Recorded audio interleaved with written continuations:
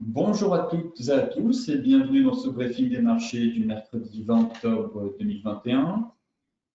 Avant de débuter cette émission, je vous laisse prendre connaissance de l'avertissement légal sur les risques.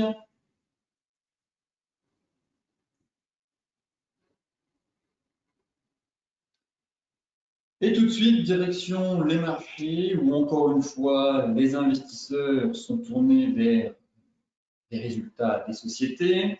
Hier, Wall Street a même terminé en hausse, porté par les grandes valeurs technologiques et le secteur de la santé, alors que les investisseurs ont semblé quand même miser principalement sur la solidité des résultats trimestriels des entreprises américaines, bien qu'il est encore un peu tôt quand même, un peu prématuré pour se réjouir de l'ensemble des résultats. Mais pour l'instant, globalement plutôt bien accueilli outre-Atlantique, un peu plus compliqué ce matin en Europe.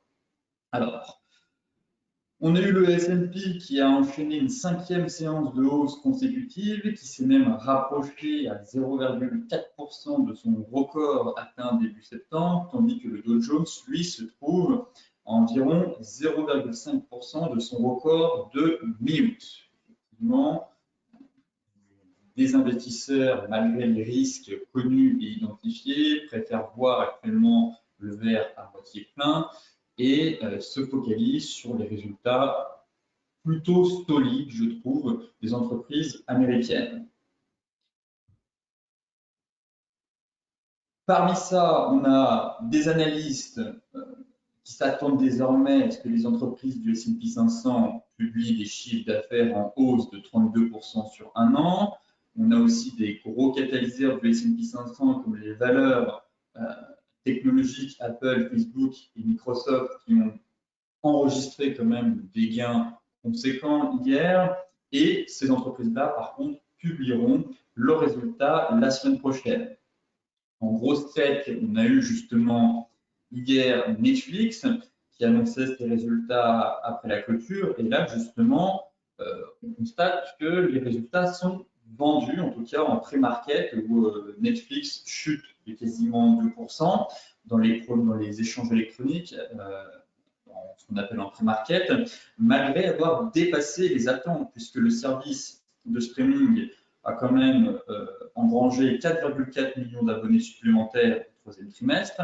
Le service de vidéo en ligne compte désormais 213,5 millions d'abonnements payants dans le monde et table sur 222 millions en fin d'année. Donc des chiffres plutôt cohérents, mais le marché est dur, même sévère, exigeant en tout cas, et pour l'instant, les résultats sont vendus en pré-market. Enfin, on a eu le BITO, le premier ETF lié au Bitcoin autorisé à Wall Street, a de son côté fait une entrée remarquée en bourse. Les investisseurs finalement n'ont pas vendu la nouvelle. Rappelez-vous, buy the news and buy the rumor and sell the news. Finalement, l'ETF a fait son introduction hier en bourse et les investisseurs ont plutôt bien accueilli le fonds indiciel censé répliquer les contrats à terme du Bitcoin. Ce matin, des bourses européennes qui évoluent justement en ordre dispersé en début de séance, une série de publications de résultats diversement accueillis, prenant le pas sur la hausse de Wall Street la veille.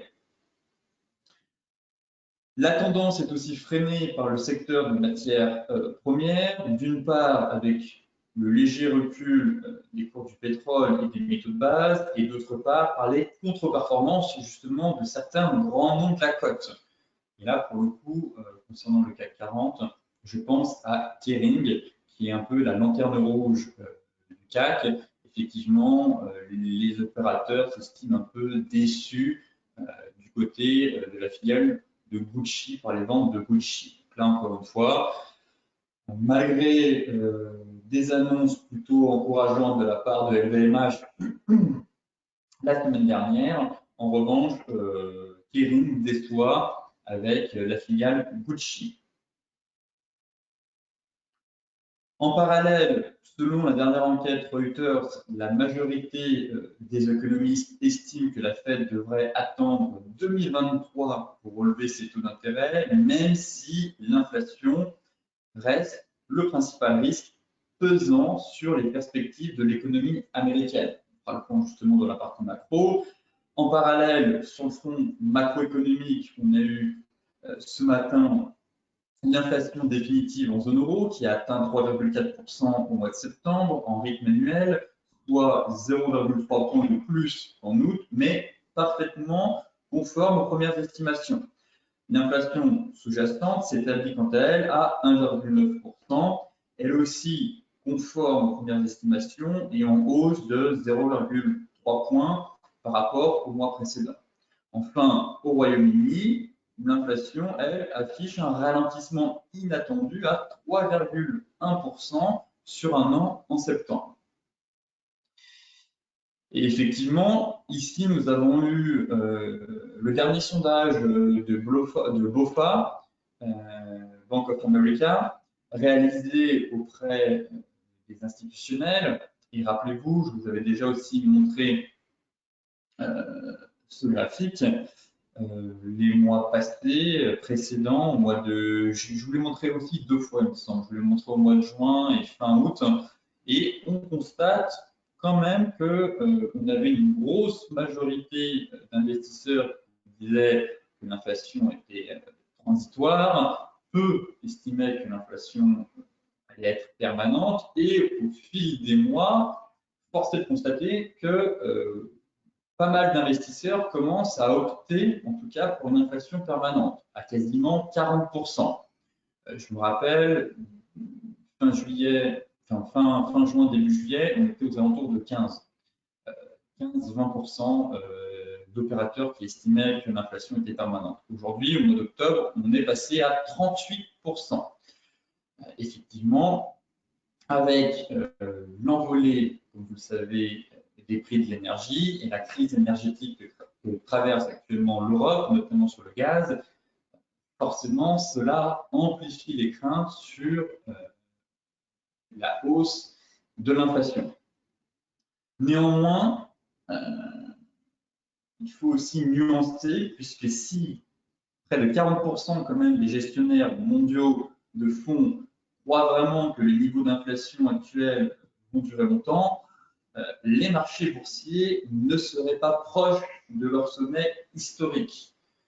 Ça aussi, il faut quand même contrebalancer et nuancer, car généralement, une forte inflation est censée pénaliser le marché action. Néanmoins, encore une fois, dans un monde où l'inflation est trop faible, comme c'est le cas depuis plus de 10 ans, en tout cas comme c'était le cas avant que l'inflation aux États-Unis grimpe à plus de 5%, la hausse de l'inflation s'est accompagnée d'une bonne tenue des marchés actions. Effectivement, si vous regardez par le passé comment l'évolution de l'inflation, vous regardez l'évolution du marché actions, généralement, les marchés actions se sont plutôt bien portés. Il y a, j'estime, toutefois un point de basculement et généralement, c'est au-delà de 4%. Là, actuellement, on est entré en territoire un peu extrême et au-delà de 4%, les choses deviennent beaucoup plus difficiles pour les actions. Actuellement, aux États-Unis, l'inflation a dépassé les 5%. Des opérateurs tablent quand même sur une inflation transitoire. Voilà pourquoi, même si les opérateurs commencent à dire bah, finalement elle est peut-être permanente, on a quand même une grosse majorité qui table sur une inflation transitoire. Par conséquent, même si l'inflation aux États-Unis est supérieure à 5%, ils estiment que celle-ci devrait retomber dans les prochains mois. Pareil que la Fed continue à tenir ce discours. Les dirigeants de la Banque centrale font de même.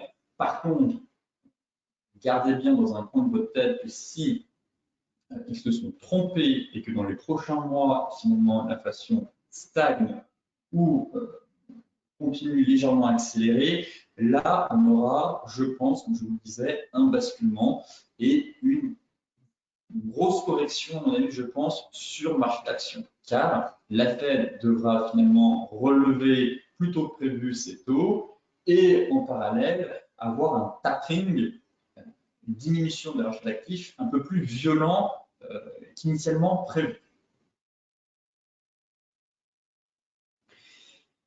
Ici, nous avons le graphique de la capitalisation boursière mondiale des marchés financiers par rapport au PIB mondial. Je vous ai souvent présenté ce graphique aussi, mais sous un autre angle en termes de pourcentage. Et c'est surtout sur ce modèle-là que Warren Buffett a basé son indicateur. Pour votre culture financière, si vous le souhaitez, bien évidemment, je vous invite à faire quelques recherches, mais je vous avais déjà présenté cet indicateur qu'on appelle le Buffett indicateur. Un indicateur assez pertinent et intéressant qui a donné de bons résultats par le passé, mais qui aujourd'hui semble cassé, en tout cas. Alors, peut-être ce n'est qu'une question de temps, mais effectivement, l'indicateur Buffett, qui compare la capitalisation boursière mondiale par rapport au PIB mondial, estime que si la capitalisation boursière mondiale dépasse ou s'approche ou avoisine même les 100% du PIB, généralement, c'est un signal d'alerte. Effectivement, par le passé, regardez ici en 2008, quand la capitalisation boursière a dépassé celle du PIB mondial, généralement, hop, on a eu une correction. Pareil ici en 2016, on s'est rapproché.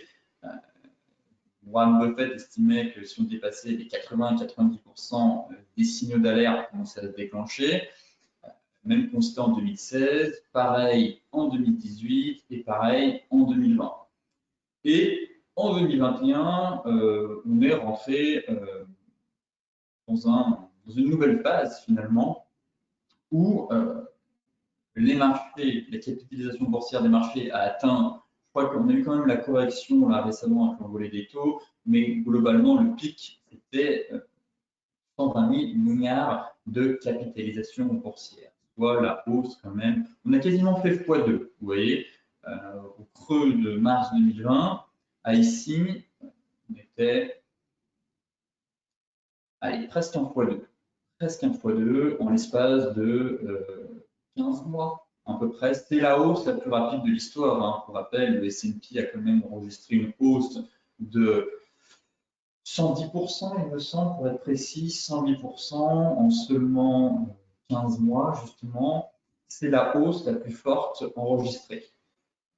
Les marchés boursiers ont déjà fait des hausses de plus de 100%, mais sur plusieurs années. Ici, en même pas 2 ans, on a eu la plus forte hausse jamais enregistrée dans l'histoire de la bourse. Et effectivement, si on compare en termes de pourcentage, on observe que la capitalisation boursière mondiale a largement dépassé les 100%. Il me semble qu'on est aux alentours de 130 ou 140%. Et effectivement, beaucoup s'attendaient à une correction de marché, mais finalement, on constate très clairement que le marché est assez solide.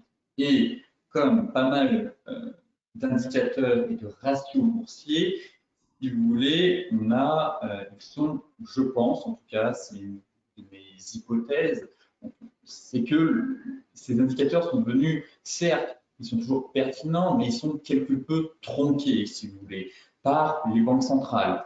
Et l'injection de liquidités qu'on a eue par les banques centrales depuis maintenant 15 mois, forcément, la masse monétaire n'a jamais été aussi importante. Elles ont injecté plus de 10 000 milliards dans l'économie.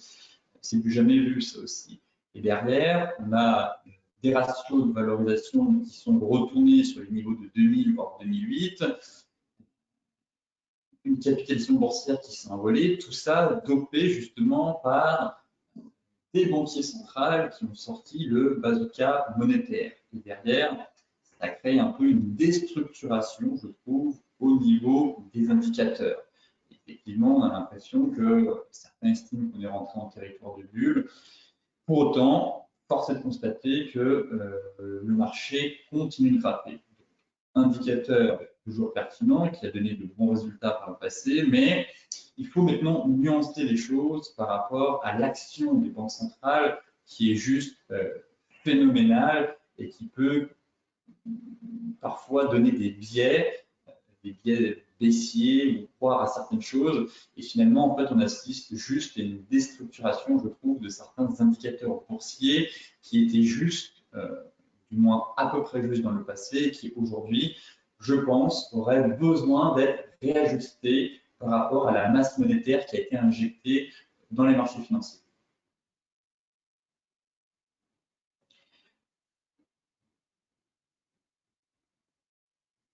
Côté graphique,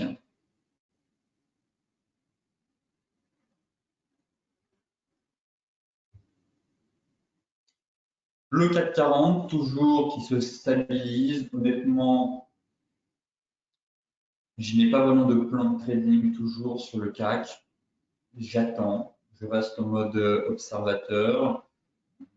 Un début de séance assez calme, peut-être des indices qui vont être même usants en Europe, je pense, avec très peu de volatilité, là où au contraire, sur l'indice américain, on a quand même plus de visibilité et les zones sont très clairement identifiées et à chaque fois, on a une belle réaction des prix. Autant sur le CAC 40, je trouve que c'est l'indécision la plus totale. On a ouvert en baisse, finalement, vous voyez, on est proche de l'équilibre ce matin. Bon, j'aimerais bien un comblement du gap avant de repartir ici. Pour autant, je n'ai pas de plan de trading, j'attends vraiment la sortie du nuage, la sortie, enfin, de nouveau une impulsion au-dessus des 6700 points pour aller chercher les 6780. Sinon, à court terme, c'est très plat, très peu de volatilité, difficile pour l'instant de mettre en place un plan swing. J'aimerais, comme je vous le disais, un comblement du gap, éventuellement un retour sur les 6610. C'est parfait, venir combler ce gap avant de repartir. On est toujours au sein d'une reprise haussière, mais ça manque de flux, ça manque de carburant, c'est un peu mou encore sur l'indice français. De ce fait, pas vraiment de plutôt un biais haussier globalement, même si Kering a déçu ce matin, je mise pas tout sur le luxe. Bien évidemment, on attend aussi d'autres résultats de société cette semaine. Généralement, si les résultats sont bien accueillis, peut-être que cette reprise haussière devrait se poursuivre. En tout cas, je garde toujours un objectif à 6780. Et un point d'entrée pour moi idéal, ce serait venir combler le gap. Mais ici, on n'est pas vraiment sur des niveaux clés, prisonniers entre Tenkan et Kijun. Soit j'attendrai un retour proche de la Tenkan, soit une cassure de la Kijun pour justement libérer ce potentiel aussi à venir en direction des 6780 points. Le DAX, bon, à l'équilibre, lui aussi, plutôt haussier sur l'indice allemand. Rappelez-vous, celles de ceux qui sont plus rentrés sur le pullback pour l'instant ici, qui, comme évoqué la semaine dernière, nous semble être un point d'entrée intéressant. Actuellement, c'est le plus bas de la semaine. Là, mettez votre stop à break-even et laissez-vous porter. J'ai bon espoir de croire, en tout cas, que le marché pourrait aller chercher les 16 000 points. Je pars toujours du principe qu'on est dans un range. Et donc, techniquement, on devrait rallier la bande haute avec ce joli setup qu'on a eu qui assure qu'il y a une canne qui joue. J'ai quand même un biais haussier en Europe. Pour l'instant, un marché un peu fébrile. Ensuite, en données daily, là, c'est le passage de la LM50. On a déjà franchi l'oblique, on est au-dessus de cette zone de résistance. On a ouvert en gap baissier ce matin, on est repassé au-dessus. Celles et ceux qui ont réussi à se positionner ici sur le plat Tenkan Kijun remontent leur stop à break-even, en tout cas, se mettent à break-even et attendent maintenant la cassure de la LM50. Voilà. C'est le niveau à franchir pour espérer aller chercher les 15 800 points en 24 heures. On n'a pas plus d'informations, hein. On évolue vraiment dans un micro-range sur le DAX. Pour moi, les acheteurs gardent la main. Maintenant, il faudrait donner un nouveau souffle au marché qui puisse redémarrer, comme je vous le disais, avec un premier objectif, selon moi, autour des 15 800 points.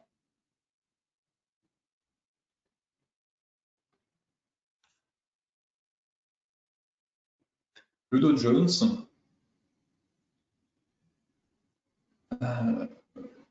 l'indice américain, toujours bien orienté. Je garde quand même mon TP, comme je vous le disais, on fera le point sur les futurs, mais mon TP vers 35 500, 35 660. C'était l'objectif évoqué en ce début de semaine. Graphiquement, c'est propre, c'est net, je trouve. On a eu une belle consolidation dans un range. Certains se sont positionnés à la sortie du range pour poursuivre ce mouvement initié sur la borne basse. Derrière, ça paye, le marché poursuit sa hausse. Bon, on est peut-être monté un peu haut, un peu vite maintenant. Effectivement, l'indice américain a pris quasiment plus de 1500 points en seulement quelques séances. Bon, je m'attends à ce qu'il se stabilise vers cette zone, quasiment venu chercher l'objectif théorique. Il manque encore quelques points, mais globalement, ça reste haussier. Les acheteurs gardent la main. Passons justement sur les futurs.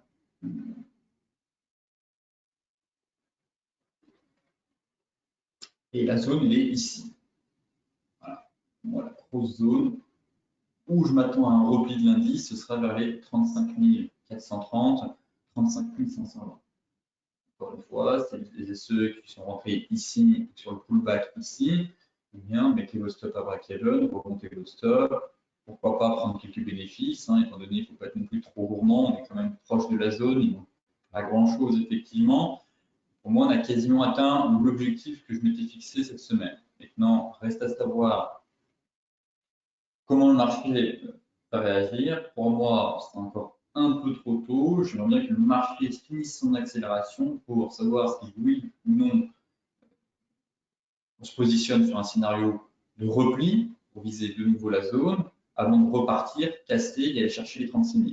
Et inversement, si on enchaîne la bougie haussière, là, j'attendrai un pullback sur la zone pour vous proposer une stratégie acheteuse pour ensuite aller chercher les 36 000 points. Voilà globalement le plan sur l'indice américain. Je note tout de même la petite divergence qu'on est en train de former. Néanmoins, elle est vraiment très légère. Je vais quand même la mesurer.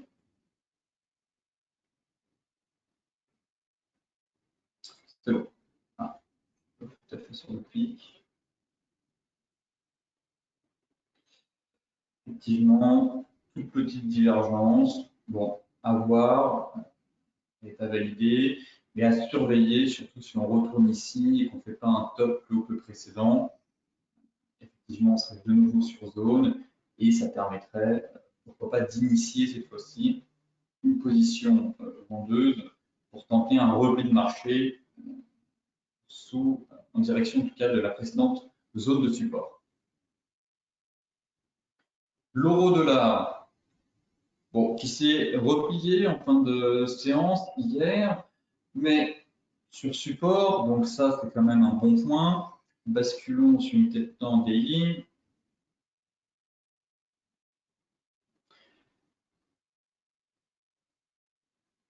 La résistance a cassé. Je vous disais, prendre un TP1 ici, même, ce serait intéressant, même si je vise un peu plus haut. Un objectif sur un indice 710. Là, certains peuvent peut-être commencer à mettre le stop à break-even. Ça dépend où est-ce que vous êtes rentré sur l'euro-dollar. Mais remonter son stop. Le point positif, effectivement, c'est qu'on a cassé le support, la résistance à 1,1620. Maintenant, à surveiller en données 4 heures. Et j'aimerais bien une dernière jambe pour aller chercher l'indice. Là, ce serait l'objectif final, vers les 1,10. Le but, ce serait de rallier tout simplement la borne haute de ce canal baissier. Maintenant, si on affine et qu'on regarde en données 4 heures, bon, c'est plutôt, c'est pas mal, c'est pas mal. Ça reste, on reste toujours au sein d'une reprise haussière, à l'intérieur d'un canal haussier. Mais travailler cette résistance, on l'a cassé, on est venu faire un pullback, le plaqué jaune juste ici, dans un canal. Bon, on est toujours sur des plus bas et des plus hauts de plus en plus hauts. On amorce en tout cas un début de reprise haussière. Donc, si le support tient, l'objectif, c'est de rallier une nouvelle fois la borne haute en direction des 1,1710. Et là, pour moi, ce sera le TP final. On verra si oui ou non il faut garder un reliquat. Par contre, bien évidemment, il faudra que le marché casse cette fameuse résistance couplée à la MM50 et couplée à la borne haute du canal baissier. Donc, une grosse zone chaude. Pour l'instant, phase de reprise haussière et pas d'inquiétude tant que les 1,720, 1,1610 ne cèdent pas sous la pression vendeuse.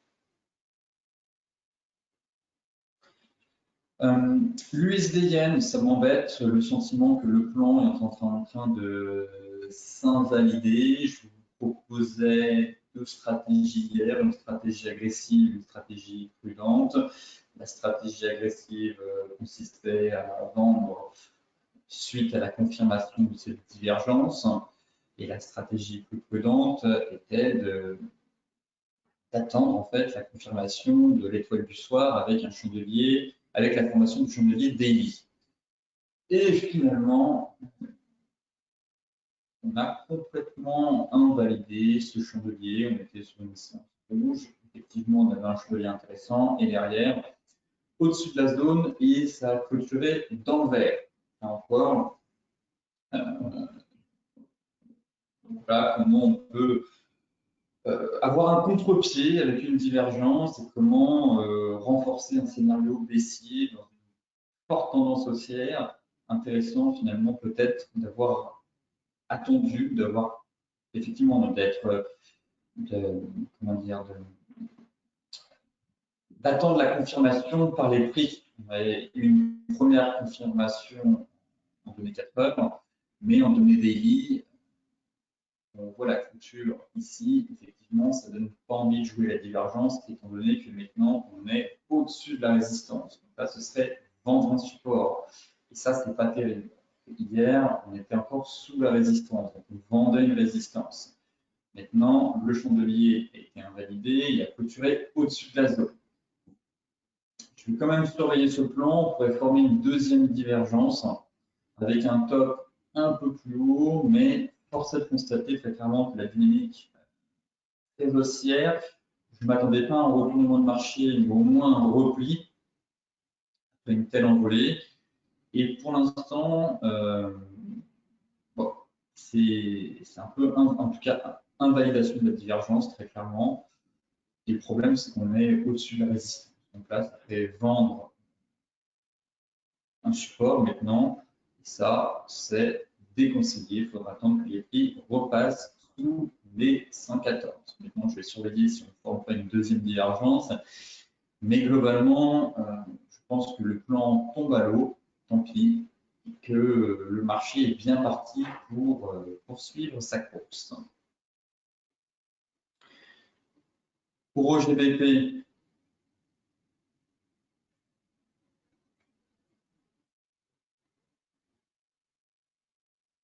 le plan vendeur reste toujours en place. Pour l'instant, pas d'inquiétude. Hier, on a eu une belle bougie rouge après le pullback. Bon. On reste sous les 0,8460. Moi, toujours baissier, en tout cas, toujours un plan vendeur sur cette paire pour viser les 0,83. Maintenant, en 24 heures, à surveiller ce qu'on est en train de faire ici. J'aimerais que ce soit un range de consolidation et pas un double creux, très clairement. Consolide dans un range, tac, tac, tac. Là, pour les traders intraday, vous pouvez vous amuser en données horaires à trader ce range et derrière, surveiller la cassure. Là, si on sort par le haut, peut-être qu'il faudra couper sa position, car en cas de double creux, on pourrait repartir et venir taper le stop. Voilà pourquoi j'espère qu'on est vraiment dans un range de consolidation et que le marché va sortir par le bas et accélérer pour aller chercher les 0,83. Donc là, très clairement, à surveiller ce fameux range en données 4 heures, voire même horaires, pour tenter d'anticiper, en tout cas, le prochain flux directionnel. L'euro AUD, cassure du support hier. Bon, un plan qui se déroule plutôt bien sur cette paire. On se rapproche de l'objectif théorique. Si vous souhaitez prendre l'ensemble de vos bénéfices, eh bien, vous êtes autorisé. Effectivement, pas grand-chose. On a eu une très belle baisse depuis la validation de l'ETE, pas beaucoup de séances. Si ça devient trop dur pour vous de tenir la position, effectivement, prenez l'ensemble de vos bénéfices. Logiquement, vous êtes déjà payé une fois ici, une fois là. Et là, vous pouvez couper la totalité du trade. Vous avez eu un ratio plus qu'excellent. Et pour les autres, bien vous connaissez le plan, ce serait d'aller chercher le TP final. Pour moi, ce serait la belle zone de support vers les 1,5470, 1,54, oui, 1,5470, 1,5460. Il manque encore 60, 70 pips. À vous de voir, encore une fois, selon votre profil, si vous êtes déjà payé ici ou pas du tout, soit vous coupez totalement entre elles, soit vous pouvez encore attendre un peu pour tenter de grappiller encore 70 pips, 70, 80 pips, pourquoi pas. Mais globalement, j'estime que le plus gros de la baisse a été fait et qu'on a quasiment atteint l'objectif majeur. Encore un peu de marge, à vous de voir si vous voulez être gourmand ou pas. Un plan que je surveillais aussi, c'était l'euro CAD.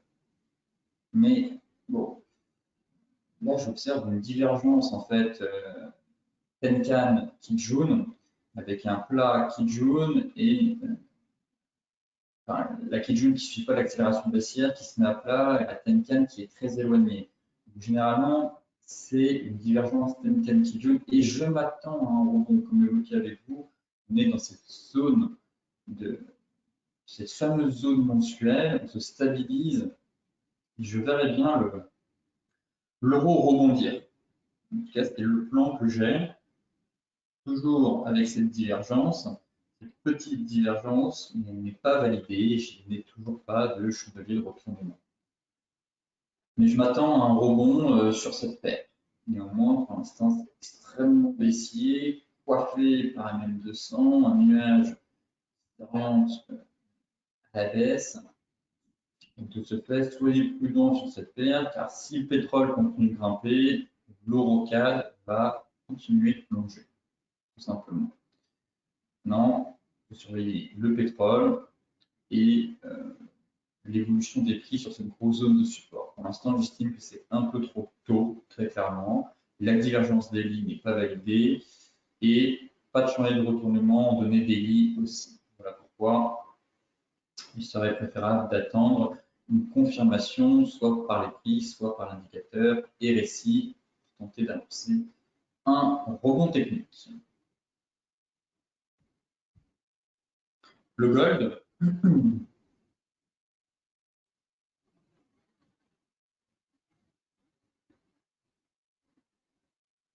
rien de neuf sur le gold.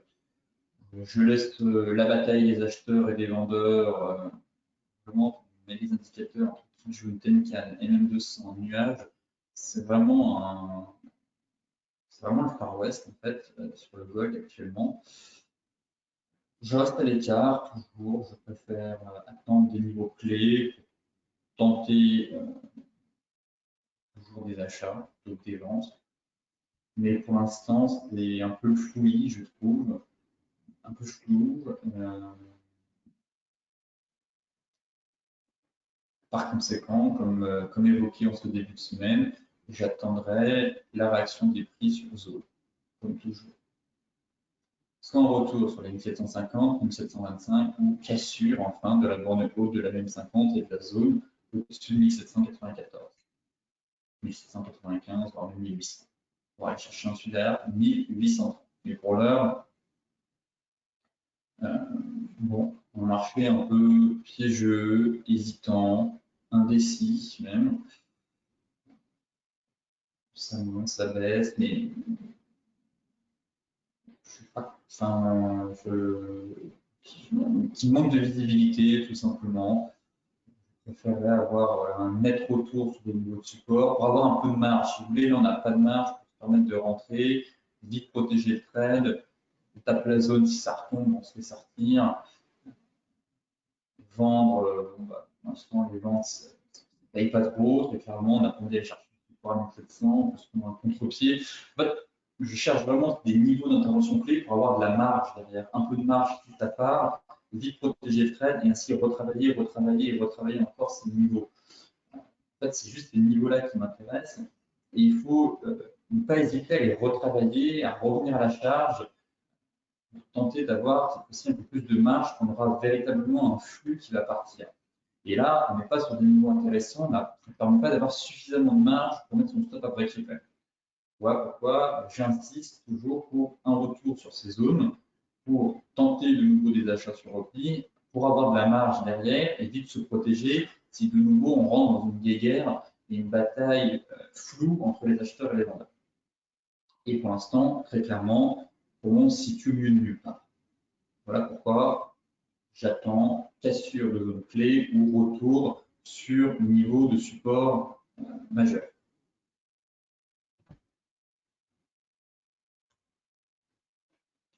Le Brent, faut-il payer ce repli? Telle est la question. Encore une fois, c'est extrêmement haussier, on se replie un peu, mais bon, rien d'alarmant. Hein. Le fil, c'est vraiment l'unité de temps 4 heures.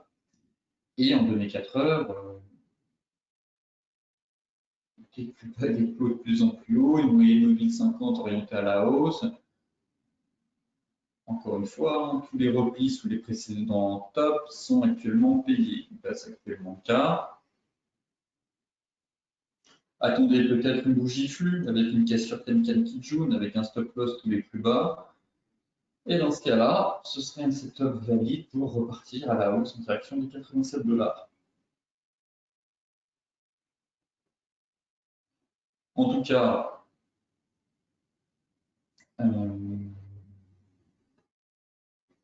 en données daily, effectivement, on a toujours cette divergence, mais elle n'est pas validée. Et deuxièmement, il faudrait qu'on casse la Tenkan.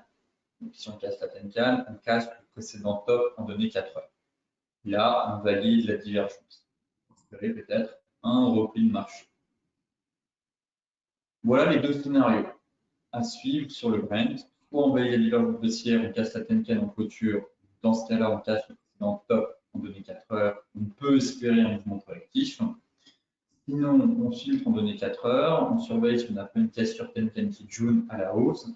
Et on repart dans le sens du flux pour aller chercher la deuxième zone. Aussi simple que ça sur le pétrole. Le light,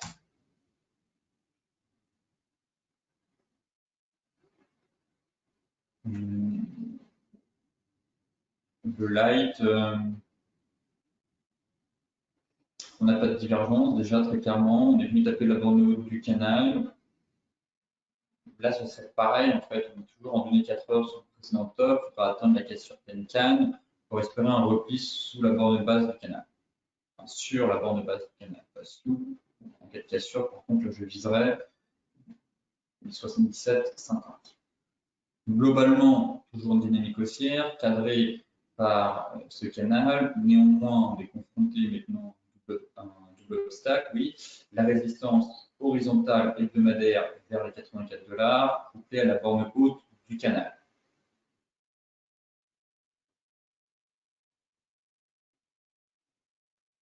En données 4 heures, bon, on effectue le pullback. Toujours pullback sous les précédents plus hauts à surveiller, comme sur le Brent, soit pour payer, pour espérer un redémarrage. Sinon, effectivement, si on a une cassure de ce précédent plus haut avec la même 50 et une sortie de la bande basse, en parallèle, cassure de la Tenkan daily, alors on peut espérer un mouvement correctif pour viser le haut de la zone vers 78,50, 77,50. Voilà en tout cas le plan que j'ai maintenant sur le pétrole.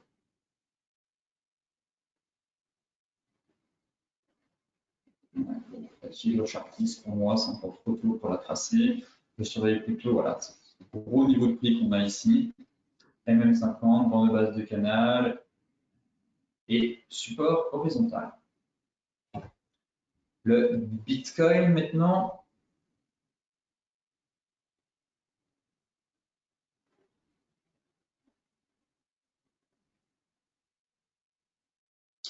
Sur le BTC, bon, dans l'attente d'un nouveau ATH, d'un nouveau plus haut historique. C'est extrêmement haussier, les acheteurs gardent la main.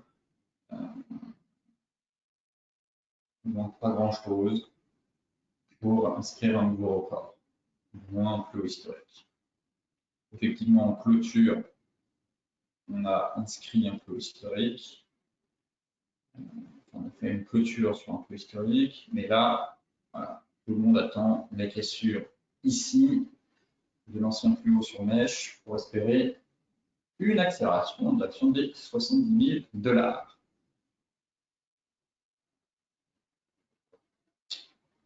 Que dire sur le BTC, à part qu'il faut laisser du temps au temps. C'est haussier, celles et ceux, encore une fois, qui sont positionnés ici, et bien sourire, remontent leur stop. D'autres ont peut-être payé sur pullback. En tout cas, plutôt des achats sur repli que des ventes. On est sur un actif ultra haussier, l'un des plus haussiers de l'année actuellement. Aucune raison de nager à contre-courant et de tenter surtout d'attraper le point haut. Là, bien au contraire, je m'attends à une phase 3 de bull run, comme je le disais, si on break, si on franchit l'ATH, le précédent ATH. Par conséquent, la stratégie, ce sera de chercher des achats sur repli, comme toujours. Et là, en données 4 heures, pareil, tous les replis sont payés, le filtre en données 4 heures donne pas mal d'indications sur la dynamique actuelle. Et on constate très clairement que tous les replis sont payés. Donc, tenter de mettre à profit les niveaux de support proches avec le M50 pour monter dans le train, en fait, tout simplement, et espérer un nouveau bull run et un redémarrage, mais une poursuite du flux haussier vers un nouveau record historique.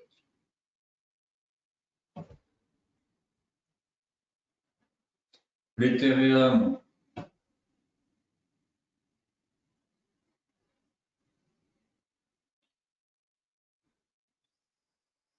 c'est la même chose.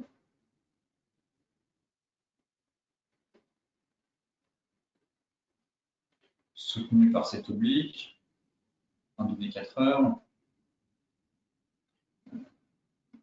Non, j'aimerais que le marché parvienne à franchir cette oblique. Voilà. On la travaille, il ne manque pas grand-chose. Si on break, forcément, je vise ma zone. 3980, 4000. Et surtout, l'accélération au-dessus de cette zone qui, derrière, devrait techniquement donner un nouveau souffle au marché et permettre d'aller chercher 4005, voire même 5000 $. Pour l'instant, on bute sous oblique, il ne manque pas grand-chose, mais encore une fois, il faut laisser du temps au temps, faut être patient et laisser le marché construire en fait sa hausse, qui est pour le moment en tout cas bien enclenchée et porte à croire je vois la structure des prix sur l'ensemble des cryptos. Avec une nouvelle jambe de haut, c'est possible, très clairement.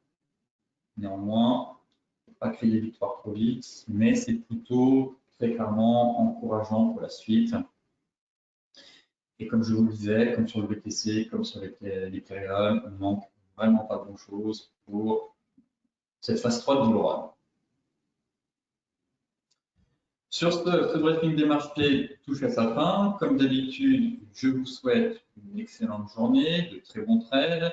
Peut-être que je verrai certains d'entre vous à la nuit du trading ce soir, qui est organisée par IG, donc n'hésitez pas à venir me voir sur le stand DailyFX afin que l'on puisse échanger et partager quelques graphiques boursiers.